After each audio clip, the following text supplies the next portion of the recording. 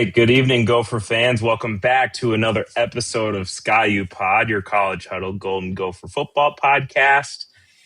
Your Minnesota Golden Gophers finished the season 7-5 after they beat the enemies, the Wisconsin Badgers, 17-7 in the snow on Saturday, and kept Paul Bunyan's Axe at home and took the all-time series lead between the two programs for the 64th win. Feels good after kind of a up and down season. We have always said it really makes you feel a lot better after a nice win against the Badgers. But anyways, joining me like always is Max and Kurt. Fellas, how you both doing? Doing good. Full off of all the Thanksgiving leftovers still. Awesome to see the Gophers win the final game of the season. I was actually behind enemy lines in Wisconsin watching it, so it was fun to go out and celebrate afterwards. But happy to have the Axe back home. I guess happy home. Belated Thanksgiving to everyone. Hope you all had a good Thanksgiving. I was in Illinois, so I got to bet on this game, and I know I picked us to lose. I did put some money down on the Gopher.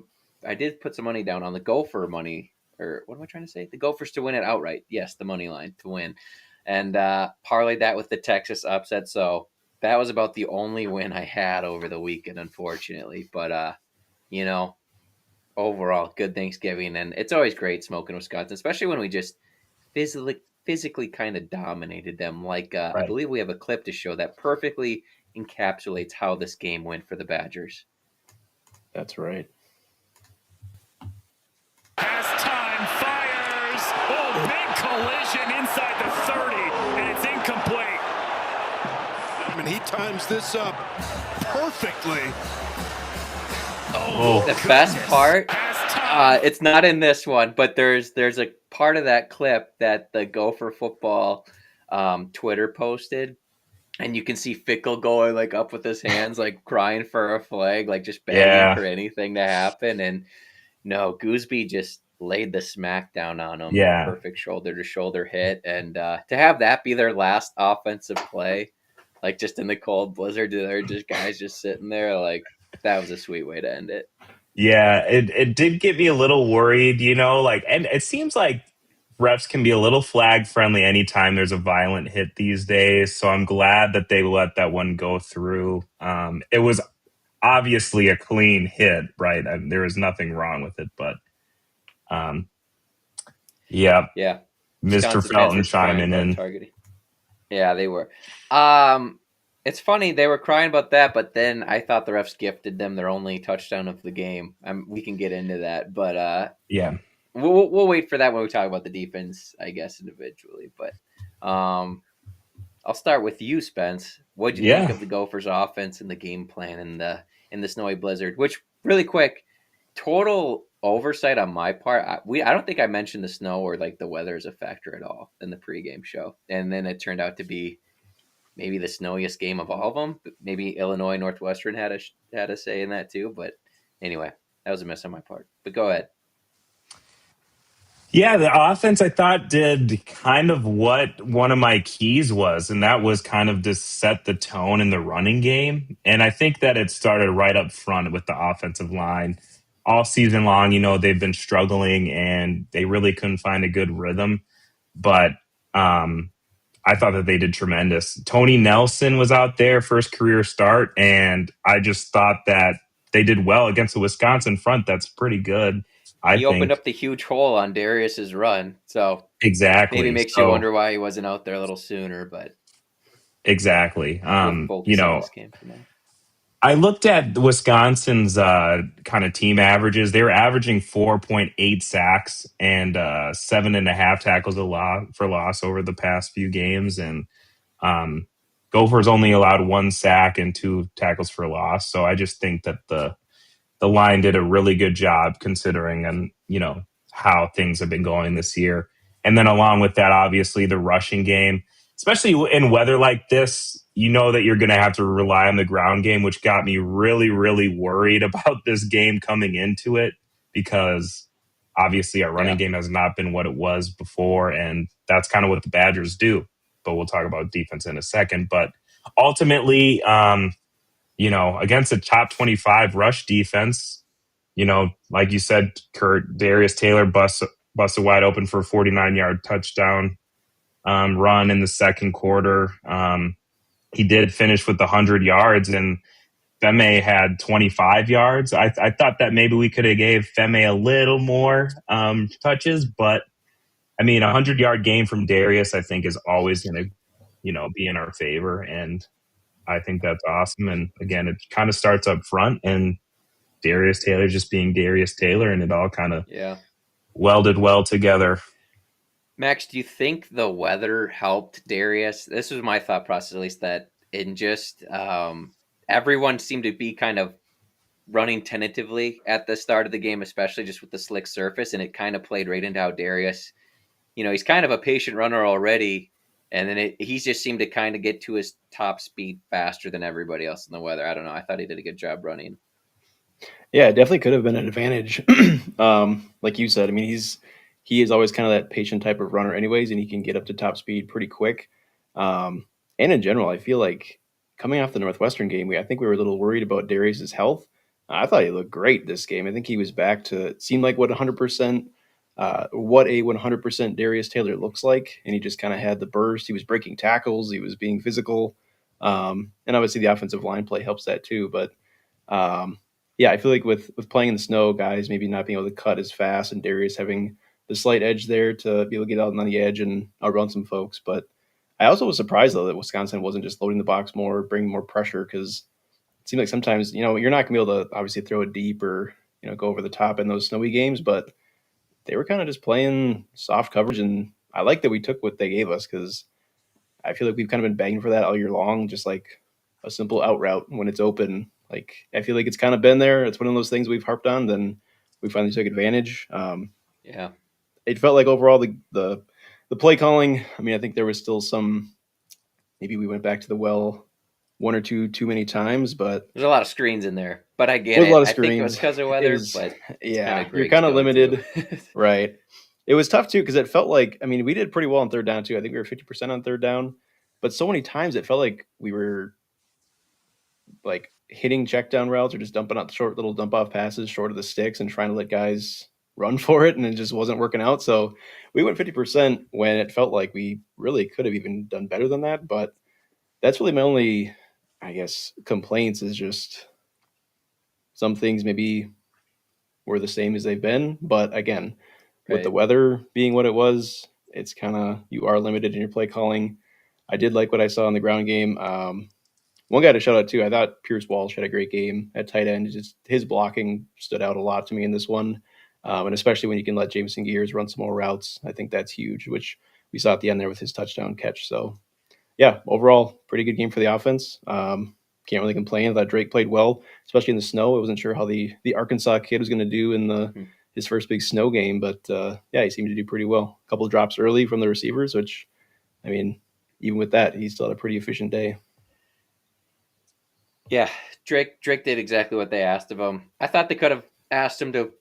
I would have liked to seen a couple shots downfield. Like, if I'm getting nitpicky with it, like we ran all those quick routes, and maybe it was supposed to set something up like for deep later, like a double move, which is what I've been asking for a while. But maybe just the way the game was playing out in the weather, they're just like, well, let's just keep playing.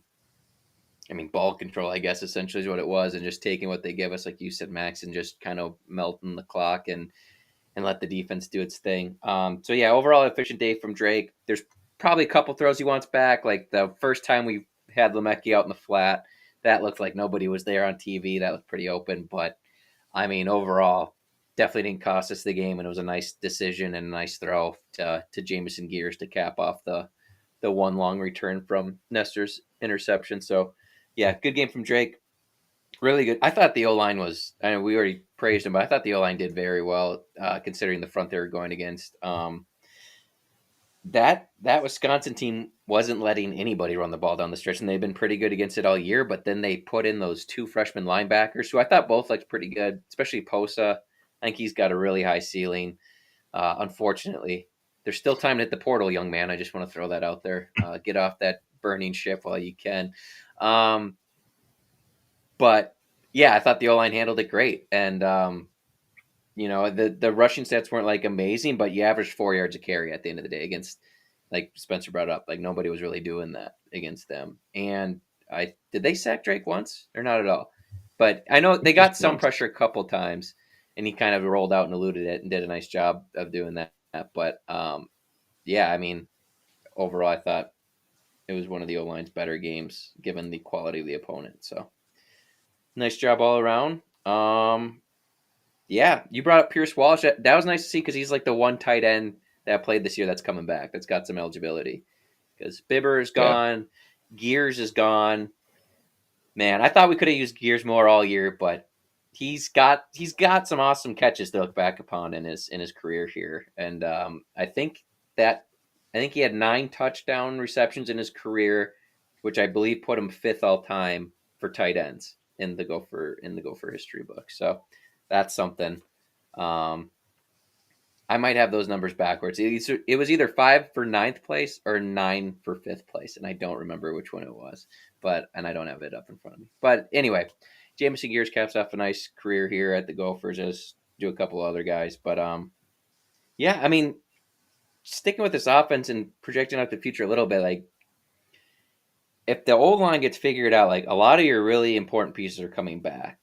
You're only losing Lemecki from the receiver room, or I should say. I mean, I guess we never know in today's day and age, but you think you're really only losing Lemecki of the guys that actually contributed this year. Like we said, you're losing your tight end room. But Pierce Walsh is back, and you got a decent amount of playing time down the stretch. And then, I heard a couple people bring up Darius Taylor's last game, like national podcast. I don't know if they realize he's only a junior. I don't know. I mean, I think he's going to be back unless something else happens. But so you got your whole running back room back, especially if the little speedy guy that got hurt right away, AJ Turner. Yeah, I almost said Green. That's not him. But anyway, so you could have your full running back room back, and hopefully Feme stays. I don't think he won't, but I think he's got a bigger workload to look at too, and yeah. But the story of the day really was the defense. I thought, we've brought him up already. John Nestor, 2 picks, fumble recovery, 2 tackles for loss, 8 tackles total. He's the first Gopher player to record those stats since at least 1995. I guess that's as far back as the stats guys could find. So odd stat, but that does belong to John Nestor, and it was great to have him back along with guys like Devin Williams and Spencer. Just what are your thoughts on the defense overall this game? I don't know if I can add anything to John Nestor's day. Obviously, a great game. I mean, I guess a historic game, with what you were saying before the podcast too. But the defense as a whole, to be honest, coming into this game, how we felt about maybe Danny Collins and this unit, and against a Northwestern team that isn't the greatest, the amount of success that they were able to have just the week prior. We were looking at this game probably because of the performance by the defense and saying, this is going to be a tough one. This is going to be even more difficult than Northwestern. And so for them to come out and do what they did is awesome. They took care of business. The snow probably helped a little bit, right? But really their only lone kind of success on offense was that huge 67-yard pass before halftime that kind of set them up for that 4th down play into the end zone that, I'm sure we'll talk about, but that was really their only big success, right? That drive, the long pass into the touchdown. Outside of that, I was looking here, you forced 3 turnovers, winning the turnover battle like PJ always likes to do. It's huge. And holding them, this is the big one, I think, 4 for 13 on 3rd downs. That's really big time, to be able to stop them on 3rd downs. I know that, the ground game was really their go-to, but once they did that quarterback switch is when I was really getting a little bit worried about, oh gosh, what are we going to be able to do against this guy who's now really able to go through the air against our defense, who looks a little suspect when we're going up against the pass. But ultimately they took care of business. No complaints. I thought they adjusted well and cleaned up their act from the week prior. Yeah, going back really quick, let's talk about Wisconsin's one touchdown drive. Long pass, McMillan looked like he turned him loose to nobody. So I'm not I don't know whose fault that was. It looked like man, I thought. I mean, I know there's still safety helping man, but McMillan just kind of looked like he dropped off his guy and turned him loose. But so that was the long play. But then they were stopping them, and you get to 4th and goal, they're going for it because points are at a premium, it looks like, with the weather and how it's playing out. To rule it first and incompletion and then come back and overturn it. Like, yes, his feet were back in bounds when he caught it, but they ruled that he stepped out and was forced out and then reestablished and then caught it. All within like a second. Yeah. There's no way he was forced out of bounds. He just ran and stepped out, turned around, caught the football. I mean, it's what makes me mad is that they did review for that, ruled that it did happen, but then also gave him the excuse of a force out. Whatever. We won the game. I think we probably shut them out if all things are fair and fair, but it is what it is. You know, Badgers need all the help they can get. Yeah, I mean, probably with help with the weather, like you're saying, Shruti, like we just looked more, at least against the run, fundamentally sound. Like Wisconsin had found a little something in the run game down the stretch of the last few games, and you know, they didn't really have much going. It probably helped that they fell behind like they did, which kind of forced them to throw the ball out. A little bit more than they wanted to, but they finished with 28 carries for 86 yards, which is 3 yards a carry. Darian Dupree, 12 carries, 51 yards, 4.3 yards a carry, a long of 20. And a lot of those runs that they had that were nice were kind of towards the end of the game when they were down 2 scores. And I just thought it was odd that that's when they went back to their run game like they did to just kind of, you know, the clock was ticking and they're down 2 scores. I thought there'd be a little more hurry up. Last thing I'll say before I turn over to Max, I did think Wisconsin still had guys open down the field, though. I don't think that was like a one. They only hit on it once, but I thought there was a couple plays that were misses by even their backup that they brought in that they still had guys open. So the weather probably helped this defense overall, but, you know, Coy tackled well. Mav had a great game. Thought the guys up front did a good job. I thought Jalen Logan-Redding looked more active inside than maybe all season, so maybe finally got a little bit healthier, went all out for his last game. I'm not sure what it was, but yeah, interior with him and Devin Eastern, both of them did a really nice job in their last game. So, Max, anything? I know we took a lot of it, but we didn't take Gooseby. Yeah. We can talk about Gooseby. Sure. Yeah, well, to go back to their touchdown too, you know, thinking about that play, it's like as it unfolded, it was one of those where it was like, okay, yeah, this didn't fool us. We've got it perfectly covered as long as the quarterback doesn't make a guy miss and just run it in. Like, we're good here. And I mean, I don't know if he's a fullback or tight end. That kid made it a hell of a catch. I mean, yeah, he did. The body control, the catch alone, but then the body control to get both feet in. I mean, it's a great play, but it is frustrating when we have it covered perfectly. They don't see that he just stepped out of bounds on his own, and that's the way it turns out. Ultimately, didn't end up really affecting the game, obviously, because it was, you know, 2-score win. But like, I don't know. I compare that one to like the Oregon game where the kid fumbles it on his own out of the back of the end zone almost, and we're like, well, right. Even if he did, like, it was a breakaway run touchdown anyways. It wasn't like we did anything to stop it. Whereas this was like, we did everything we pretty much could have done outside of not having. I mean, I don't think Mav was. I mean, he did all he could really do. No, people said turn your head, but he was right there. Yeah, he's right there. I mean, he's got to get to his guy. Like, yeah. The kids let him make a great play. Great throw, great catch. I mean, yeah, it was what it was. But ultimately, yeah, kind of a weird call. Yeah, Gooseby played a great game. Playing corner. He was playing corner. Right. That's I feel crazy. Like he's one of the more underappreciated guys on the defense because he's just not like the most flashy player. He's not coming down with like huge interceptions or big hits like this game. And that's maybe sometimes the knock is he's maybe not as physical as he sometimes does have the opportunity to be.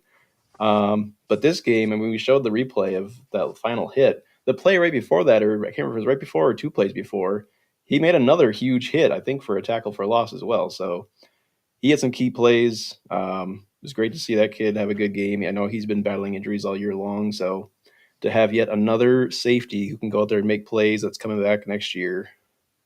That's good to see. But yeah, I think the things we kind of touched on overall, just that were like negatives, is just guys running too far open. I mean, Wisconsin's the dead last in the Big Ten in passing offense. We still give up, what was it? I just had it right in front of me. Wow, where are my numbers? 182. There we go. 182 passing yards, which they hadn't thrown for over 100 since like end of September or early October. I don't remember which one.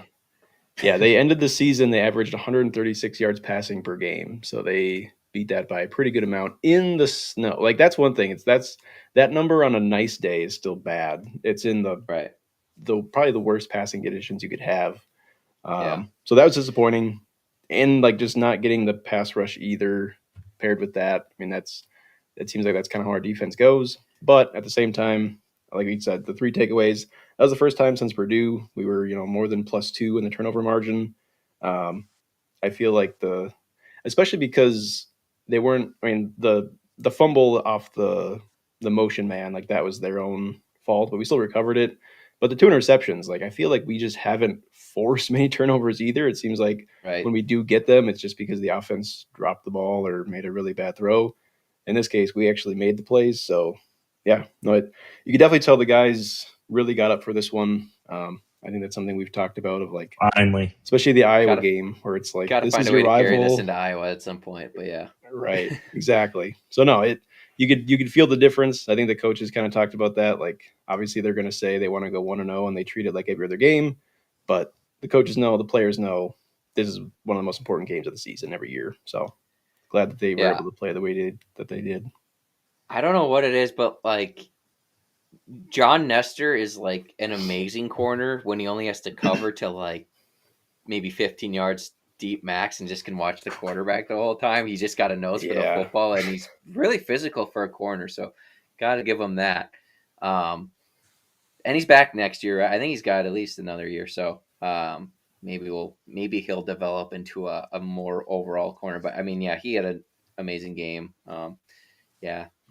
Maybe in defense of the pass rush, I will say maybe the conditions kind of slowed them down too. I mean, they did an overall pretty good job of containing the quarterback and keeping him in the middle, especially when they're trying to run him early. I thought they did a pretty nice job sniffing that out. So overall, decent game plan by Collins. I didn't think anything was like, why are we doing this? So that was nice to see. We got to bring up special teams here. Tom Weston. Great game. Really good game. Tough conditions. 5 punts, 178 yards, 35.6 yards per average, but inside the 23 times. So, and 2 of them, I think 2 of those 3 were inside the 10-yard line. So, that was pivotal in the game like this, because even when your defense wasn't like necessarily getting you the ball right back right away, it was still Wisconsin only picked up a first down or 2 and then had to punt it back, which their punter, they benched him. They had to bench their punter after his abysmal punts. But I think that was honestly part of the difference in the game. Oh, for sure. To be honest, I know that, like you said, Kurt, the defense was playing really well, but it does make it that much more difficult for an offense to traverse the whole field rather than, let's say, if they're on their own 40 and then, few drop, couple first downs and they're in field goal range. So that's kind of what we've been asking for special teams for several years. So yeah, and it just didn't seem like there were many games this year where the defense got the opportunities they had this game with, as far as like the offense being pushed back so far. Never really felt like we had a lot of that. Like it felt like the defense was always, I mean, in part of their own, right? They're giving up points, so it's kind of a go game back and forth at times, but they never just seem to be in the most favorable setup a lot of the time to begin with. So, credit to them. They stepped up. Great job by the punter. And you know what? Shout out to Brady Denenberg. 1 for 2. The one was blocked. Probably should have been up a little bit higher being as close as it was, but tough weather. I can't imagine kicking field goals in the snow is very easy. So he knocked through the first one he made felt huge. To go up 3-0 felt massive in that game. But I was pretty nervous after that first one got blocked. I was like, oh boy, here we go. Like, we're gonna have to find a way to get in the end zone and win this one, 12-6 if no one can kick these things through. But made both extra points, and it was his last game. I'm glad he got to go out in somewhat of a high note and just after the tough previous few games for him. So shout out there. Yeah, I mean that pretty much caps off the game for me. I mean, we got Dave chiming in here. Nice to see. I love the Badgers' misery. Yeah, this game, like I said before, I think it was huge. They were feeling so good about themselves heading into this game. There's that one website. I don't remember what it was called, like Badgers Wire. That's probably not it, but there's like 6 of them.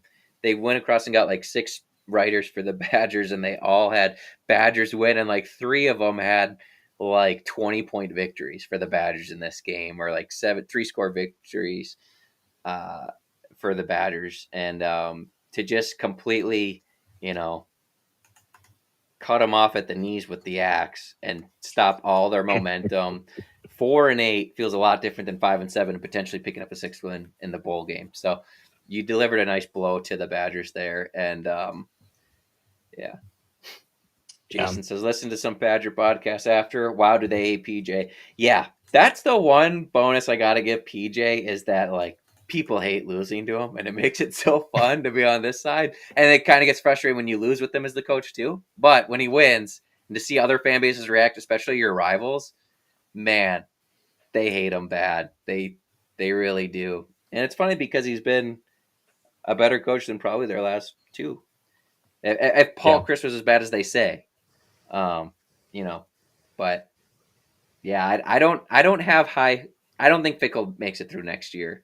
Because I looked at their schedule, they're non-conference. I think they have Notre Dame. Pretty sure they have Notre Dame next year. And then they still have like Ohio State, Washington. It's a tough conference schedule. I think they got Iowa still. Yeah, that's an every year thing. And us, of course. So I don't know what he has to show. Like, I don't, for Wisconsin here, I don't know how they fix it other than just throwing a ton of money at guys in the portal and just hoping it ends up in like a mini Indiana situation. Like, I'm not saying he's got to make the playoffs or go 10-2 or anything, but that's got to be tough because I don't think their recruiting class is looking great right now. They flipped a couple guys here, but it's all like a receiver and like a linebacker. I mean, nice, but doesn't seem like they're getting a lot in the trenches right now. So be curious to see how that plays out. Hopefully that ends in disaster for them. But yeah, I don't know. I mean, anything to add there, or just we can transition now to just thoughts on the 7-5 season. We hit the over on the Vegas total. So does that mean these sports writers that said that we've been overachieving all year are right? I don't think so. But yeah, just I guess we could transition. What are your thoughts in general on the season, and what do you think needs to change? I'll start. I think disappointing. It was a little disappointing. Like at the end of the day, I felt like we left a lot on the bone. Like, yeah, we went 7-5. It's a winning record. I guess you did better than Vegas and what a lot of people thought you'd do. But you kind of look back at the season and you really think there's probably a couple games where you're like, wow, you really probably could have and should have went maybe 9-3. Like Ohio State, you're probably going to lose. Oregon, probably going to lose. Let's give Iowa, right? They just dominated. Let's not even entertain the idea of winning. But a Cal team that's not so great, and then a Northwestern team that you should have beaten. Gophers went undefeated at home this year. That's great. You didn't lose one game at home. I think I read it was like the first time since like 1940 something, 60 something, 67. That's awesome, right? But to not get off the bus for any of your road games, granted, yes, it was a really hard road test, but I think there's 2 games in there that you probably could have snuck by, and maybe you could have given a little better effort against maybe Oregon and Iowa. And Ohio State, sure, but they're probably going to be the national champs. But anyway, I just think, I don't know. The real problem that I have is, and we've all been seeing this online, I think that this team is way too talented for 7-5. That's just my thoughts. I think this is probably, if you look top down on the roster, this is probably one of the more talented squads that we've seen in a long, long time. And I just feel like we left a lot to be had out there this year, which is disappointing. But the part that for me there is really the defense, and like you had some really good players on this defense, and it just for whatever reason I shouldn't say never, but a lot of the times play to play, series to series in the games just didn't look right at all, and tons of assignment busts and guys left open in the secondary, and then randomly just games where we could not tackle very well at all. The Purdue game, Oregon, like really Nebraska's the only time they put it all together. And Wisconsin, I'll give them, I mean, there's some busts a little bit in Wisconsin game too, but overall, like tackled fine. So I just I don't buy the excuse that the defense was young, because the defense wasn't that young. Like we played some young guys rotationally. 3/4 of your starting D line are gone. Mav had been there a while. You brought in some season. Devin Williams is gone. Your safeties had all played significantly for a year or two now. John Nestor played at Iowa. Zaquan Bryan was playing last year in rotational spots. So I never really bought PJ's thing of like, well, we're playing a lot of young guys, and that results in young guys' mistakes. Maybe, but not in like games 10 and 11 and 12 of the year. So I just, they didn't get better. I really don't think overall the defense got better. And it's a shame because like, you're not going to have an Anthony Smith probably next year on this team. It's just, we don't have a guy like that year in and year out, like some other schools can replace like nothing. That's just not how the Gophers roll right now. It's, NIL, all that stuff plays into it, but we just have to develop that up. We don't have the ability to just replace like that. So in that aspect, I feel like some of the talent on the defense was wasted. But it's tough for me to say like we should have won games more. Like I think we could have if they were better coached, but they just never played super well. Like they didn't play good enough to say they should be winning more games, if that makes sense. You know what I mean? Yeah. I'm with you. Like I thought 9-3 was very doable. I had us 8-4, which I think still maybe okay. Yeah, maybe you lost the early road game at Cal, who was an okay team but not great. So I don't know, but yeah, and there's just losses. I'm going on a long time here, Max. Sorry, we'll get to you. I was supposed to say that there's loss. Like you can lose to superior talent, but still make it an ugly, messy game where they are still struggling for a little bit. Like go back to Northwestern's game against Oregon, like game 4 or 5 of the year, and that was like a 20-7 game for a long time. Like everyone's like, "Oh, Oregon didn't get off the bus." It's like, no, Northwestern's just well coached and had some stuff in place to slow them up, and just did everything, put together a game plan that made it as close as a score possible that gave Northwestern a chance to win. And I'm not saying we want to aim to only be Northwestern, but I'm just saying there was opportunities to do that this game and still lose and feel okay, if not better, about the 7-5 record you had. Like if you lost more close games or like just games or like an overall better game plan, there wasn't a bunch of coverage busts and people were just making plays on you. It's like, okay, that's one thing, but there was just a lot of sloppiness to it. So kind of a mixed bag. Feels good to end with the axe, but I still think I could be talked to any coordinator role being switched up, and I would be shocked if defensively there isn't some changes made. I think I said it last show. I don't think Danny Collins will be fired. I think we will bring in a veteran coach that will also be defensive coordinator, and they will coach together, but maybe a silent demotion, if you will. Sure. You think, sorry, Max, I have this question for Kurt before you go. Kurt, you've talked a lot this year about Harbaugh. I'm sure all of our listeners want to know what your thoughts are. You don't think he's going anywhere, and why do you think that? And should the Gophers consider moving on from them? Yeah. I think they should. Well, the offense is a whole episode on its own, in my opinion. I will put my hand up and Fair say enough. it is very possible that there's enough like young guys on the offense where they could be very good next year, and maybe it really was just a developmenting year for them. What concerns me is just the lack of ability to run the ball, and we're supposed to, a large chunk of the fan base is telling us that that's on the O-line coach / run game coordinator, but it's just weird to me that all of a sudden that all went to crap when Harbaugh took over as offensive coordinator, and I'm blanking on Callahan, right? The O-line coach, yeah.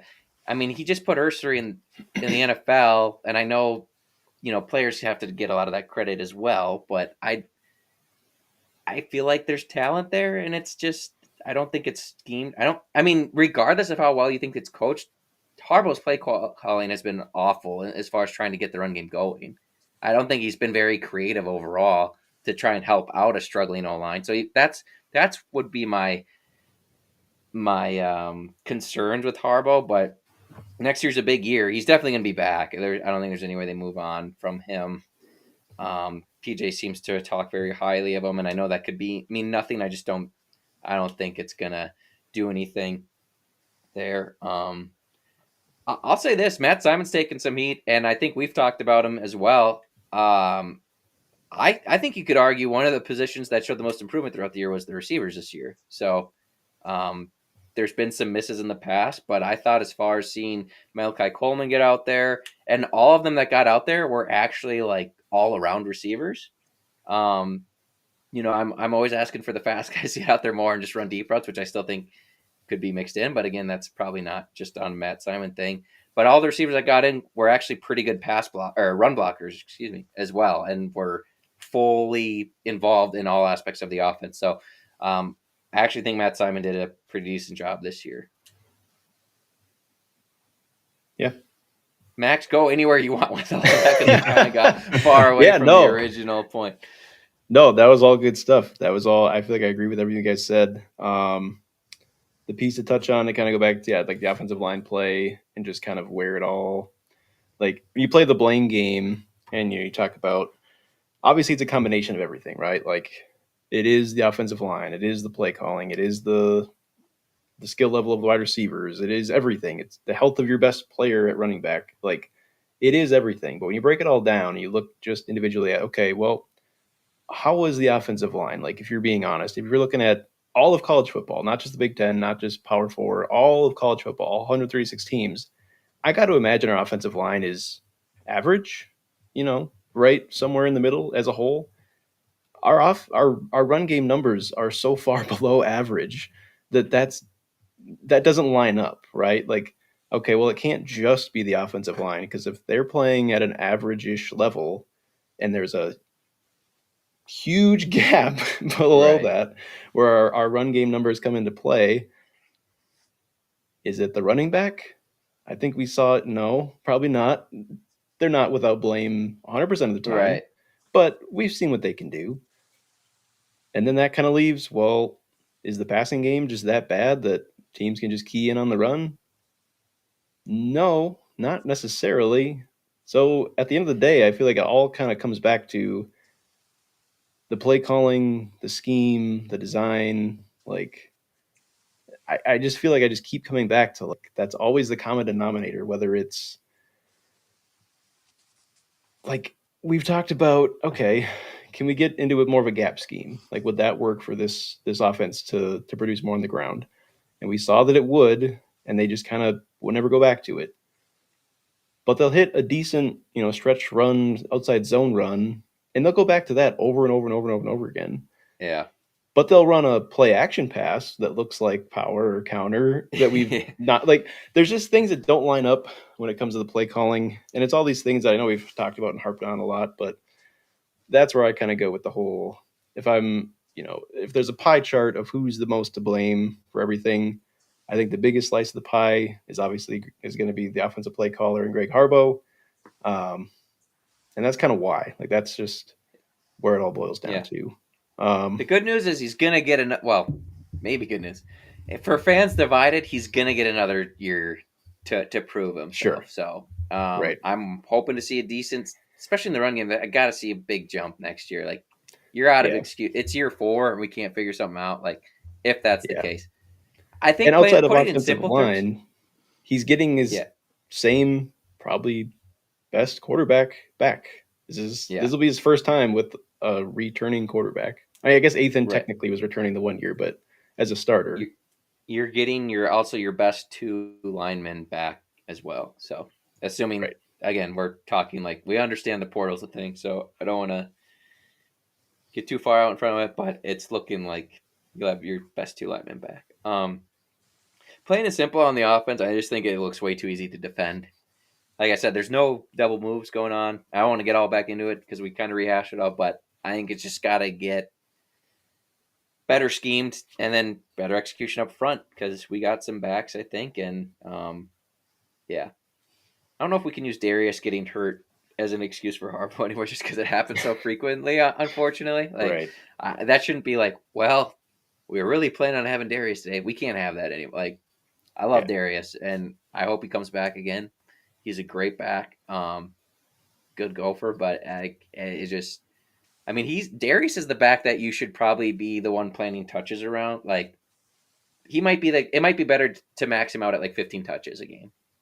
And I don't, even if he's fully healthy, because the hammies just seem to go on him when, I don't know when, but they just do. So maybe he's the back that needs to be on a pitch count out of all of them, even though he's your best one. But, or at least all right, let's just get into the big one. They can both be on this. If Femi and Darius can be on the field at the same time too. I mean, Darius could line him up as a receiver some plays. Like he's shown he can do that. Fewer hits against linebackers. I think he'd take that. Yeah. Let's just get in a big one. I said my prediction. I just want to know what you guys say. Like, do you think Danny Collins sticks on? We're not going to hear anything until after signing day. They're going to sign their class and then make a decision on the coach, in my opinion. But no, I think you make a good prediction, Kurt, about the co-defensive coordinator. Maybe he'll still be involved, but maybe he's just a guy that's like, actually, maybe let's do this and not that. So you think Danny Collins is your defensive coordinator basically next year? At the very least, probably co-defensive coordinator. But I think that he's going to be I'm going to make you choose. Do you think they bring somebody in, like I'm saying? Yeah. Or do you think – okay. Yeah. So you think a soft demotion is what's going to come? Yeah, like I agree with what you were saying earlier. I got you. Yeah, I agree too. I think they will. I mean, we saw what happened with Rob Smith. Like it didn't take long for them to move on from him. I don't think they move on from Danny Collins because I think he's a great piece to have. He's developed our safeties tremendously. But yeah, he needs help. Like it's his first year as a defensive play caller. Didn't go well. Didn't look good. He's got to sleep in the closet again. The storage closet's calling his name. Yeah, I don't know. It's Rob Smith 2.0. It's Rob Smith 2.0. I'm just saying Joe Rossi's out there. If Joe Rossi wants to come back, what do you think PJ says? I mean, we've seen it in the history that he is willing to allow, like, he does say, yeah, come back and give it a shot. We saw that with Soraka, and why not with Joe Rossi? I guess it's more on Joe Rossi if he wants to come back. I think, I don't even know. Yeah, I don't think Rossi would be, like, if there's no other offers and we offer him the DC job, I don't think Rossi would be opposed to coming back. I don't think it ended horribly or anything between them. I just think Rossi's going to have other opportunities too. So I know Nebraska just fired their defensive coordinator the other day or today. I don't know what day we're in, but they just got rid of theirs. So I'm just saying there's other openings there, especially these staffs get complete. Like, I don't know if Franklin has hired anybody yet, but like I could see something like that too, of Franklin picking up pieces like that, like Joe Rossi. And but yeah. All right. Dave wants us to read his first comment that we missed, I guess, before the show started. He says, there was a guy on ESPN Madison that called us little brother. If Minnesota's little brother, then Wisconsin is sister with daddy issues. Yeah. Listen, little brother because we stormed the field. That storming the field was more just so to celebrate the acts in general. It really didn't have anything to do with Wisconsin. It was a blizzard there. Like, people were in there having a great time. Like, it looked like an awesome environment from all the photos and side videos I've seen that have been posted on Twitter. Have you guys seen the one from the end zone Darius scores into, but they're like in one of the front rows and you just see the hole open up. He's coming sprinting right at the camera view. That one was awesome. And it just, those side videos have been posted really show how much snow was actually on the field. Like, on TV, it looks like it might just be slightly covered. Like, there's inches out there. So that was fun to see. Yeah, the little brother thing, recent history is the last 20 years is the only reason that was a thing. Like, from 2000 on, when Wisconsin had their best run ever. Congrats on losing 3 consecutive Rose Bowl games. I don't think anyone lost 3 consecutive Rose Bowls. That's what Wisconsin's known for. It's funny because they think that our best season, and it was our best season in a while, was 2019, but they think it's like that they ruined it. And it's like, we're the one with 7 natties. And in all reality, it's the Gophers that beat Wisconsin in their best year ever in the mid-90s to ruin their best chance at winning a national championship. They ended up not going to the national championship game. So all their stuff is really true upon themselves, is what I'm saying. We've won 4 out of the 5. I believe they've only led the all-time series twice. So the Gophers have led and lead now more often than them. So, they had a great run. It's over. They're crap. And I love beating them. It's awesome. Yeah. Agreed. They're probably more upset that they can hate our coach all they want, but they still got theirs. So they can deal with that. That's right. I had no problem with Fickle. I actually prefer him coaching the Badgers right now with the way it's gone. If Fickle would have waited, he might have been the next head coach at Penn State. I feel bad that Madison's wasting his talent. He's trapped. Yeah. Let's see. Dave says it was 93. That was a great game against the Badgers in my first year of having season tickets. So there you go. Nice. I'm in sweet to yeah. All right. I brought up Penn State, guys.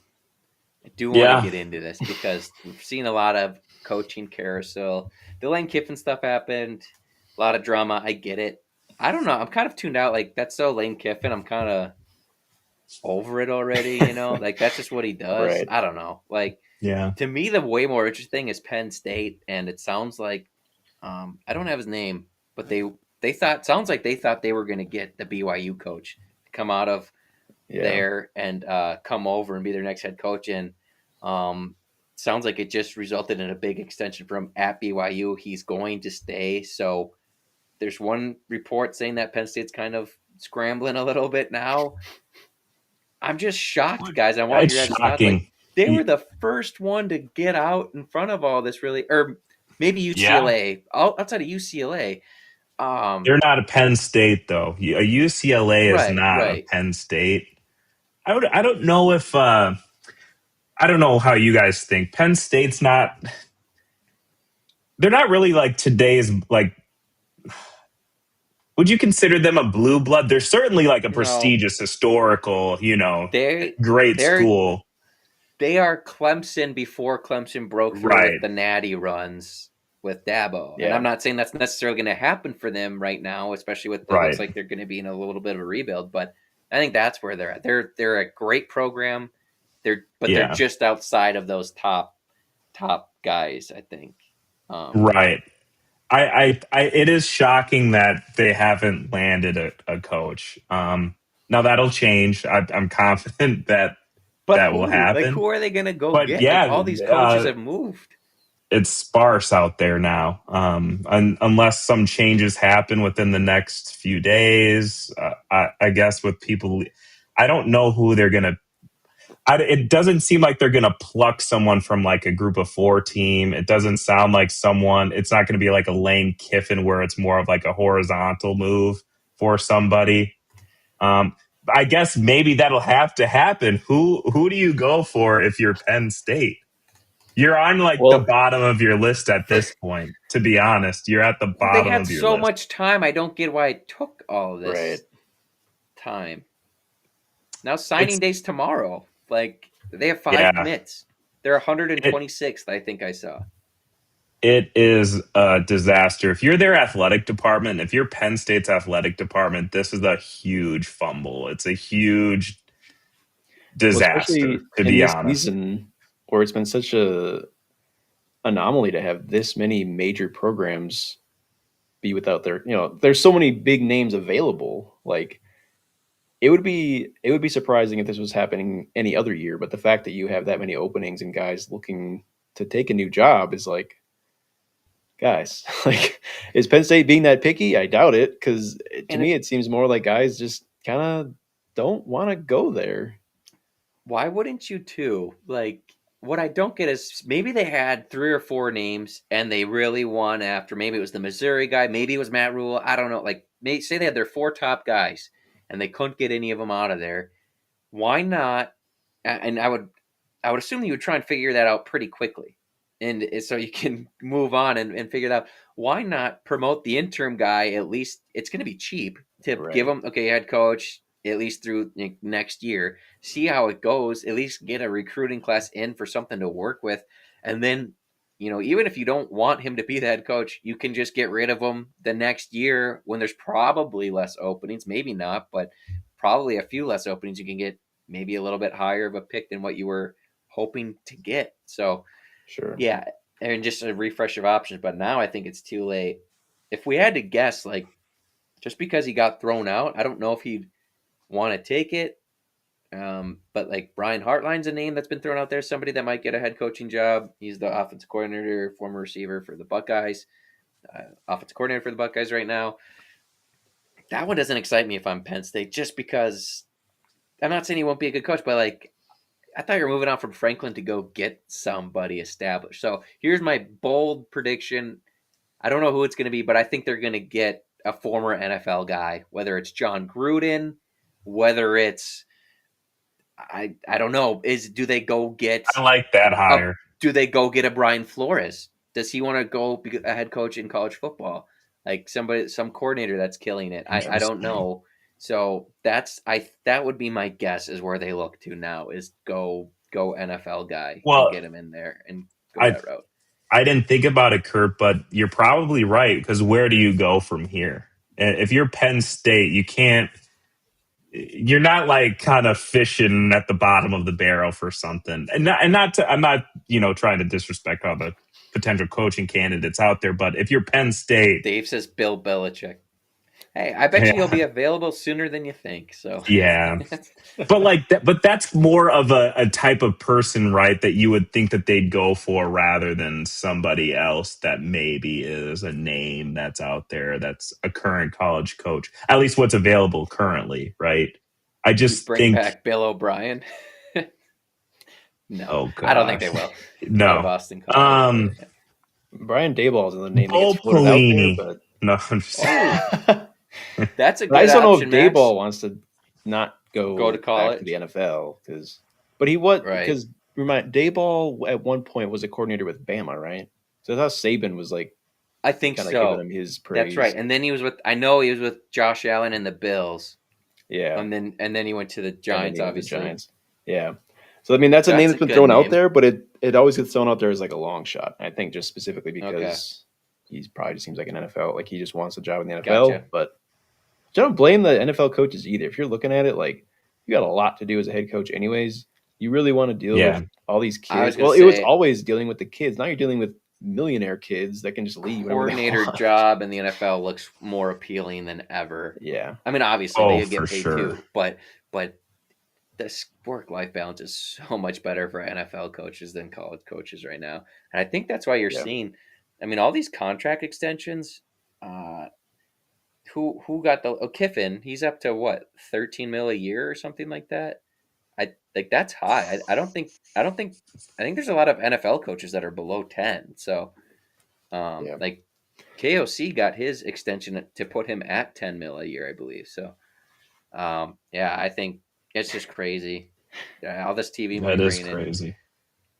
LSU's paying him that much. I think I saw LSU still paying Ed Ogeron. I think he's still got like a couple of payments left. And now they got to be happy as can be. And now they got to pay Brian Kelly all that money too. That's crazy. Yeah, they're nuts, man. I mean, football, it's just different in the South, and I'm not saying like not saying it's more important there necessarily. Well, I mean, to the fans, I guess I will give them that. If they're going to be shelling out millions and millions and millions every year, maybe it is a little bit more important. But yeah, I don't know. Yeah. I just thought the Penn State coach was interesting. And it sounds like the players really like the interim coach right now too, which would be surprising if it all, if it's all said and done. You kind of want the guys that are there to be happy, right? And hindsight being 2020, I totally would have done that. But I get it. Like, if you moved on from Franklin, I get just wanting like a completely new regime too. Right. So. No, I'm thinking more like at this point, like get the guy that all the players in the room right now are like, hey, we like what are we doing? Yeah. Right. To try to salvage something. Yeah. No, I agree. Jason Felton says, who are you guys most excited about the Gophers signing tomorrow? Well, this is a dangerous one because they can always change their mind. But I do have a guy, and I have this up, their current expected signees tomorrow. The fan favorite, Voss is up there. But to not be cliche, it's still kind of cliche. He's one of our higher rated recruits. I am pumped for the Texas running back, the Ryan Estrada, where we got him over Michigan, I think Penn State, North Carolina, all those. He had a bunch of offers anywhere. Just the low center of gravity, but explosive running back. Somebody that Ryan Burns has said thinks that they could potentially see on the field next year. I know it's a loaded running back room potentially, but I think he's going to be that special. He's not the same style as Bucky Irving, but I think he could be of similar importance early on in his career. So Ryan Estrada, the running back, is one I'm looking forward to. I got a couple if you guys want me to keep going. I think Johnson getting the number one recruit in state again, and Howie Johnson, which I don't know why. I thought Roman Voss was number one, but they must have switched based on the latest rankings. But I guess both. I mean, getting number one and number two players in the state, but Howie Johnson's a D lineman out of Forest Lake, who by all accounts is supposed to be a stud. So it's a big kid already. Yeah. Gosh, it's hard. I think one of the more slept on recruits is the lineman. It's Andrew Howie Johnson. Trout. Oh no, offensive lineman out of Corey, I believe. Yeah. He's somebody that's just been locked in the Gophers right away, and I think he had I don't have his offer list in front of me, but I thought that he had all the Wisconsin and Iowas in on him early, and he was a Gopher pretty quickly and stayed committed and shut it all down right away. So I think he's somebody too that could be a homegrown guy that develops into a pretty good offensive lineman. Do I have his last name right? Is it Trout? Yep. Yeah, Andrew Trout, 6'6", 295. That's a huge kid. But yeah, you're right. He had offers from Iowa, Iowa State, Kansas State, and Wisconsin. Yeah. So that's someone I think that could develop nicely. Obviously, probably got to pack on a little bit of weight. Linemen take a little bit of time in the oven, but to bake a little bit, beef up a little. But I think he's got really high ceiling as well. And then I just accidentally closed out of the recruit list, and I'm not happy about it because Max, if you have the list on there, there's a linebacker from is it Arizona or Pennsylvania? I know the name, but he's supposed to be super. Angel Luciano? Yes. Yeah. Which one's he from?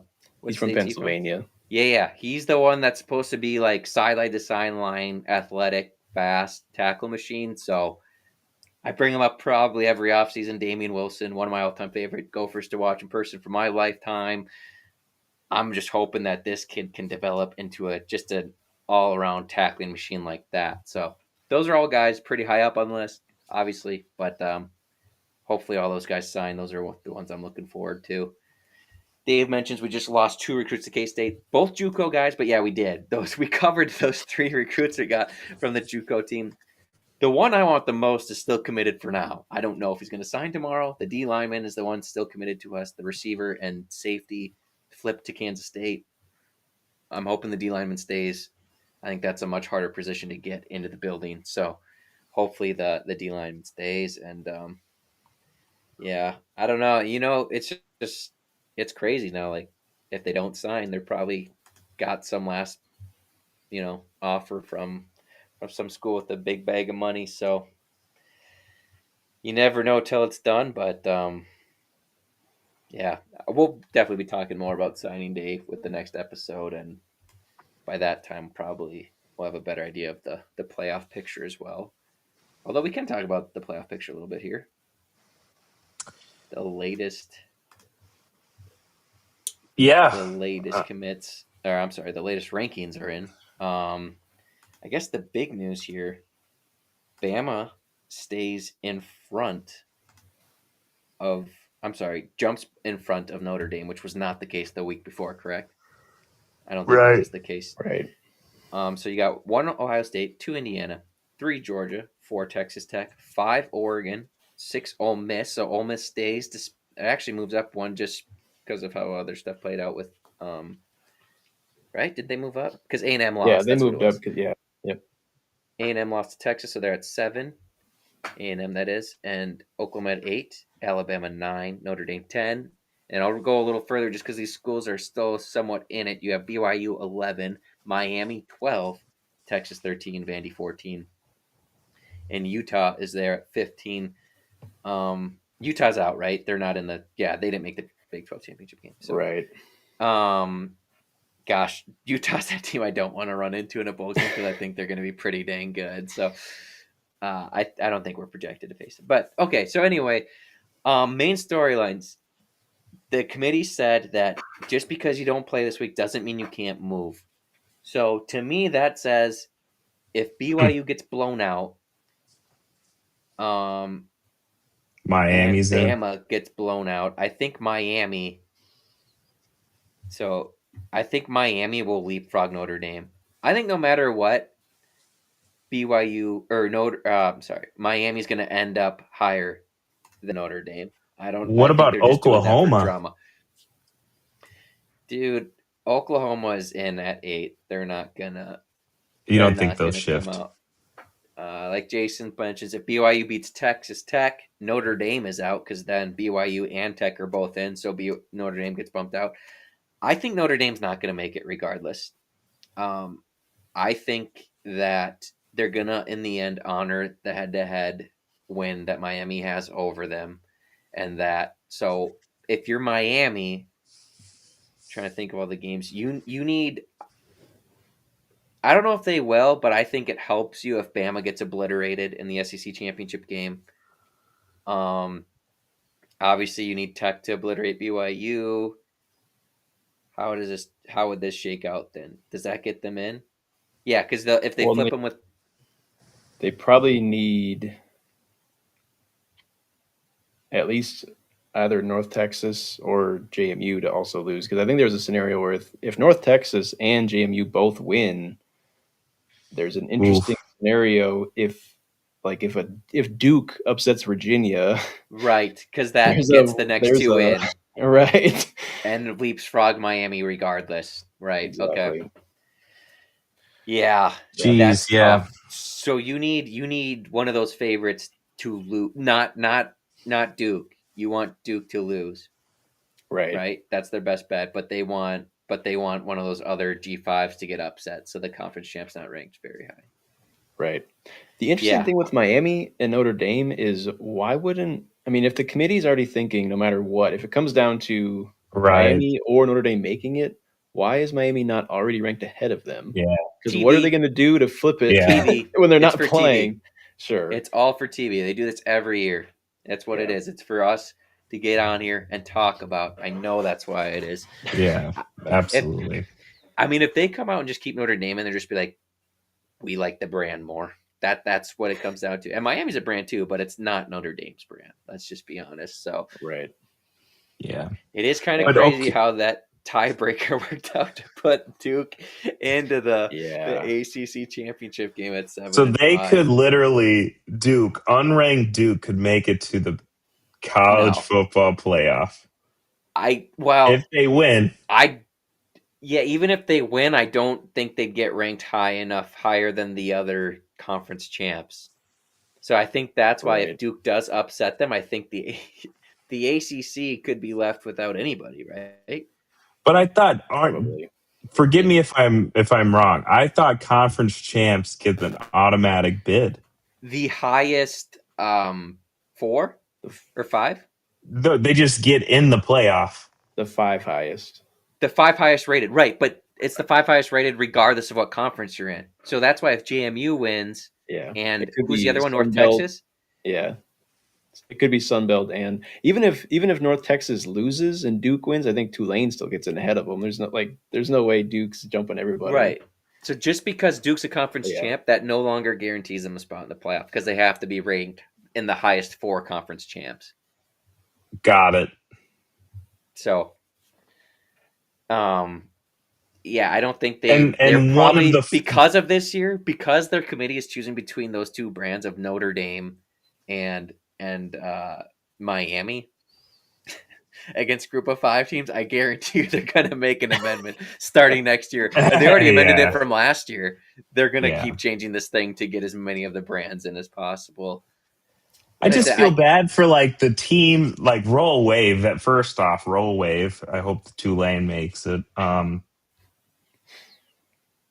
I don't know. I just feel like it's nice to see that underdog team try and make a run for it. Here's the thing. I don't feel bad if you're a 2-3 loss team that didn't win your conference. I don't feel bad for you. And if you're going to throw a huge fit of how the playoffs need to change to accommodate those teams, you lost me. I don't care. Because then, you're getting you're building in so many safety nets for some of these big teams that start so high ranked in the preseason. Notre Dame's only in because they started at 3 in the preseason or whatever it was. So because they have a nice win over USC. They played tough teams close but lost, including at home to A&M. Who else did Notre Dame beat? Is USC their best win, or am I missing something obvious? I think USC is their best win. I can pull up their schedule here, I guess, but. That's the biggest problem with all this. Flashy one. They need to. I forgot they needed either Miami or A&M. They needed one of those. Well, right, and I just think. And they beat Pitt.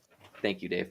I just think the format needs to change where you just honor results more. It's so invitational feeling other than just earning your way in. They got to switch from best to most deserved.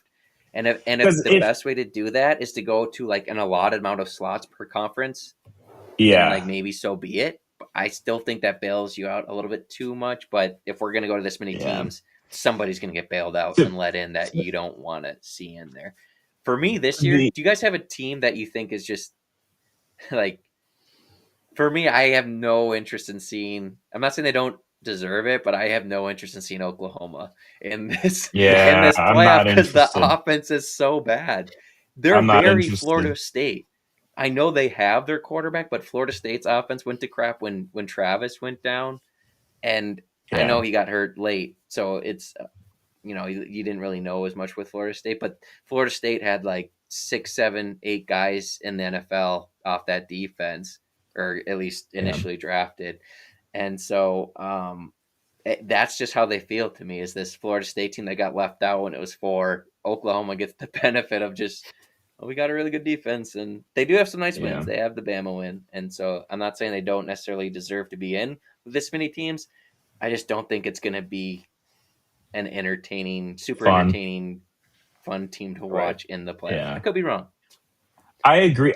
To be honest, like looking at this bracket as it is right now, I would like to see like some of these matchups besides the Oklahoma one, but like I think it'd be cool to see. I know Notre Dame we can say is probably going to get out, but like I kind of like to see these teams go at it with somebody. I guess. Don't get me wrong; these matchups look great. They I think do. the curious one is Ole Miss getting whatever conference champ they would get if this kind of holds where it is. And just like if Ole Miss isn't the same team, did we just set up Georgia with a pretty easy run to the semis? I mean, nothing's perfect, so like if you're Georgia here, I think you're sitting okay. Like you kind of like where you're at, but they still got to play Bama, of course, in the SEC championship. I'm dying to see Oregon and Texas Tech. I would love to see that matchup happen at some point. I think that would be fantastic if that just feels right to me with how they've played. Like I get rewarding Texas Tech with the conference champ, the 4 spot. I think Oregon has a good argument for that, but again, I don't feel bad for them because they didn't win the conference. So I think it works out. Yeah. I mean, the team I do want to see make it is BYU. I know it's nice that they do get to control their own destiny because if they win, they're in automatically. But it is like I don't know why it's crazy that teams like Bama can Bama fall out. That's my question. Do you think Bama can fall out? If they get, will. If Bama gets beat by 20 and BYU plays Texas Tech close, I think the argument's there. But I don't think they will. Sure. Because teams are going to start. They don't want to start penalizing teams for making the conference championship, but again, like. But if you're comparing Alabama and BYU, we're kind of in the same place. It's not, exactly. That was where I was going. Like, if you're Bama, you already have 2 losses. You should have to prove yourself to make it in at this point. You shouldn't just making the conference championship game. In my opinion, shouldn't just guarantee you a spot in the playoff, even if you're in the Big 2 conferences. And maybe I should say, I think BYU maybe has a better argument to make it over Oklahoma if BYU, obviously if they win, but let's say BYU goes to overtime with Texas Tech and it's just a crazy, super close, down to the wire game. Like, I know Oklahoma beat Alabama, but they also lost to Texas and Ole Miss. It's like BYU's only lost to Texas Tech, who's really good. So, I don't know. There's too much. I'm with you. There's too much SEC. Them. Yeah. Right. There's too much SEC in this graphic. I don't, especially if Bama loses, I don't need to see a 3-loss Bama on what they could do. I don't need to see Oklahoma. I've already said that. A&M's obviously in. Maybe their schedule is a little easier. It just lucks out that way sometimes. Look at Ohio State. Like Ohio State would be down there too if they would have lost one of their games. And But I don't know that. I think. Shirley, did I get your answer? Do you think Bama will get dropped out? Say they lose by 17 points. Does Bama get dropped out of the playoffs? I think they're locked in. I feel like you're going to keep them in too. Yeah, I think they're locked in. And to be honest, like it's not fair. Like again, I agree with you, Kurt. Like I don't like constellation playoff brackets. Like if you're gonna make it like that, make it be like March Madness or something. You know what I mean? Just have the whole country come in and play football. I don't know, but I do think Bama's a solid team. I do. Yeah. For sure. So I'm okay with it, but I don't know. It would just be cool to see. I don't know, like Vanderbilt, they're 10-2, right? And Alabama is going to be maybe 10-3, but they have the head-to-head. But you know what I mean? It just and it's so because of that, no, they're going to stay in. But if they lose, does Notre Dame supplant them? That's the question. Yeah, I can't see. I mean, I don't think it should happen for Notre Dame and Miami to make it. I would be shocked if they're just like Notre Dame's in over Miami, but maybe. That would be bad. Yeah. What's going to be interesting if BYU beats Texas Tech and then those other conference champion upsets, if those other conference game upsets happen, then it's like, okay, where do we shuffle all this in here, and how many SC teams can get actually stuffed in? Because if BYU wins, I think it's a lock that both them and Tech are in. They're not going to drop Texas Tech out for one loss. Texas Tech's in. Yeah. So I think gets interesting. Yeah. I think the most fun scenario in that is if BYU wins, North Texas and JMU win, and Duke wins. Yeah. And Georgia beats Bama soundly. And there's just like, well, now what? Vanderbilt, you're back in. Yeah. They'd somehow be like, Texas Longhorns. Yeah. I mean, never say never, I guess. We'll see what happens. But yeah. And, I mean, I think this whole argument is all around, like, you just want to see teams have a shot. But at the end of the day, I mean, it still feels like it's going to be Ohio State and Georgia or Indiana. So. Yeah, I think the bold claim alert. I think the national championship is seeded 1 through 5 right now. I think those are the 5 teams. I think there's a gap after that. I could have been talked into A&M. The quarterback looks dinged up. So if he can run around like normal, maybe they can scare some teams. But we'll see. Well, fellas, should we do one last? Sky U-Pod Parlay Championship Week edition. It's going to be challenging because our picks are really limited, and I don't feel good about any of them. But well, I do got one. I got one too, and I'm going to roll with the alma mater, the Tulane Green Wave, going against North Texas. They're giving North Texas 2.5. I don't know if Coach John Sumrall is coaching anymore because he was just hired by Florida. I think he's gone. That's a little daunting, but you know what? It's at Ullman Stadium in New Orleans. It's going to be hopping. Give me the Wave. Yeah. All right. I mean, North Texas's coach got hired away to Oklahoma State as well, so. True. Oh, that's a good point. That. I completely forgot about that. Yeah. No, I don't dislike the pick like I thought I did. Okay. Nice pick, Shitty. I hate mine. I'll just go with it. I couldn't find any of the spreads I felt really good about it, so I'm going to take a stab at an over-under here.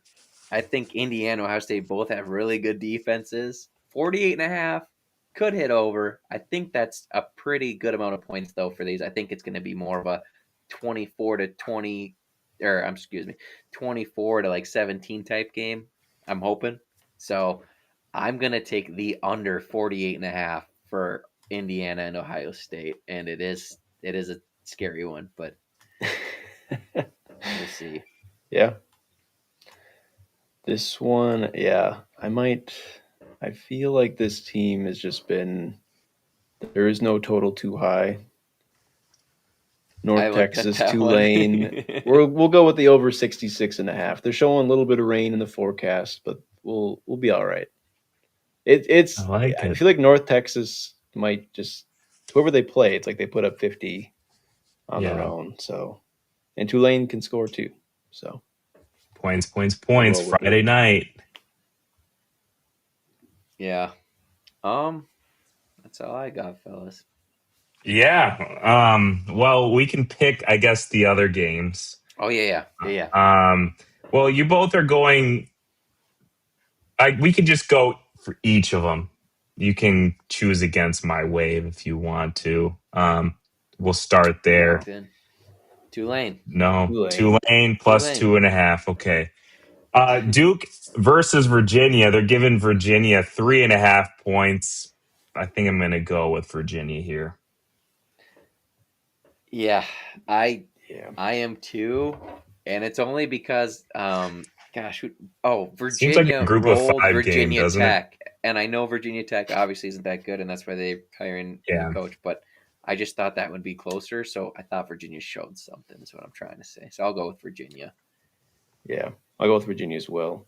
Although if Duke were to win, would that make them bowl eligible? Can you get bowl eligible from a conference championship game? Don't they only have 5 wins right now? No, they're 7-5, aren't they? Or are they 5-6? Oh, they are 7-5. What? Oh, maybe I'm looking at their conference. They're 7-5. Yeah. Yeah. No, that one. Crazy. That'd be awesome for the Gophers. BYU versus Texas Tech. They're giving Texas Tech 12.5. I'm going to go with BYU. Conference championship. Yeah, Texas Tech looks dang good, though. They look great, yeah. I'm going to pick BYU because I want BYU to go, and that's my only logic. That's where we'll go. Same. Yeah, I hope they can benefit from the neutral site. Their coach is coming back. He's locked in, so I don't feel good about picking against the Red Raiders, though. No. Yeah. No. All right. To the SEC, Georgia versus Alabama. They're giving Georgia 2.5 points. I think they're 2.5 point favorites. I think that I'm going to go with Bama. It just seems like Bama knows how to beat Georgia and Kirby Smart. It's just like the one team that Kirby Smart can't get through. Both games got tight the last two times between these two in the second half. Bama jumps out early and then follows up. So I think if Georgia, I just trust Kirby Smart more in the rematch, I guess is what I'm trying to say. So I'm going to take Georgia. Yeah, I'll take Georgia as well. It does linger in your mind that like it feels like Georgia has an Alabama problem, but I don't know. I feel like it's not the same anymore. Like Alabama's just not what they used to be. Still great, obviously, but yeah, I trust Georgia. All right, and finally back to the Big Ten. Probably the most fun matchup, I think, out of all these. You got Indiana versus Ohio State. They're giving Ohio State 4.5 points. I think I'm going to go with the Buckeyes. I mean, we saw what happened when Indiana last year went to face the Buckeyes, and the Buckeyes just took care of business. This Indiana team is definitely a step above their team last year.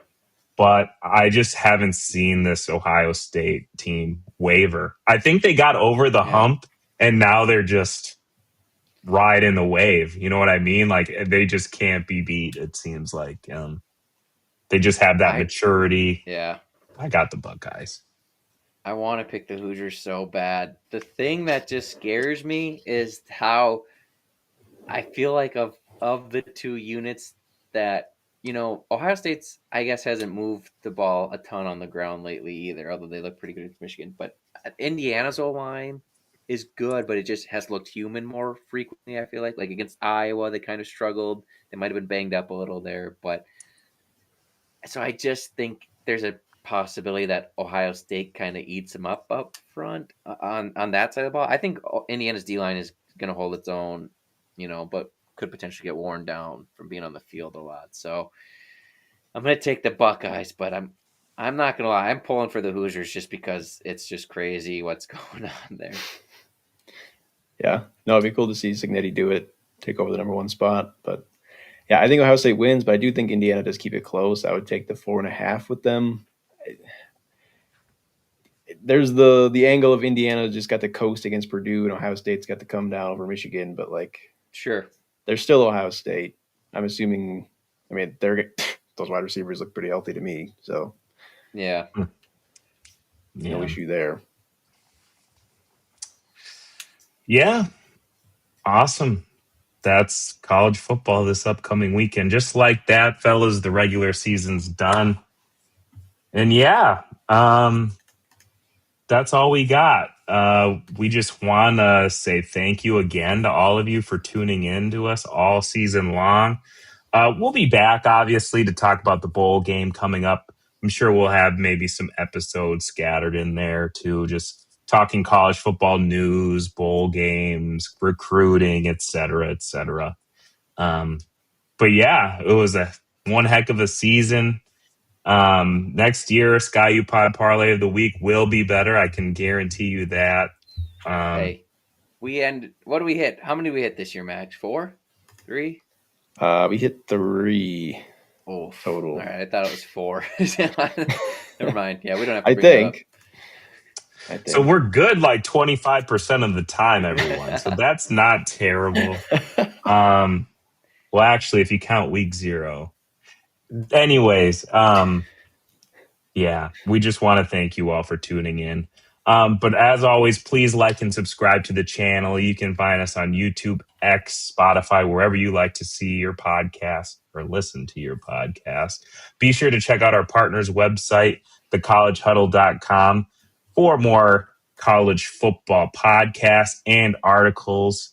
Yeah, we love you all. Good night. We'll see you later for the bowl game. Hopefully we're headed down to, I don't know, the Tennessee. Citrus Bowl, but we'll see you in Detroit. Go Gophers.